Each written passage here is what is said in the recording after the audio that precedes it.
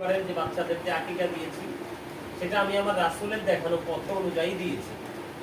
আমি কিন্তু চাইলে গরুর সাথে আকিকাটা দিয়ে দিতে পারতাম কুরবানির সাথে, কিন্তু আমি দেইনি। তার কারণ হলো আমার নবীজি বলেছেন কুরবানি তো বছরে একবার, তাও যারা ধনী তাদের উপরে ওয়াজিব, যারা আর্থিকভাবে স্বাবলম্বী তাদের উপর ওয়াজিব, যারা মুকিম তাদের উপর ওয়াজিব কুরবানিটা। হ্যাঁ, কিন্তু আমার নবীজি যেহেতু বলেছে, কারণ বছরে আমাদের মাঝে অনেক সন্তান পৃথিবীতে আসে না? আমার রাসূল যেহেতু বলেছে 7 দিনে মাথার চুল ফালাইবা, নাম রাখবা, আর কন্যা সন্তান হলে 1 বছরের একটা ছাগল দিয়ে একটা আকিকা করে দিবা, আর পুত্র সন্তান হলে 1 বছরের 2টা ছাগল দিয়ে আকিকা করে দিবা। সুবহানাল্লাহ।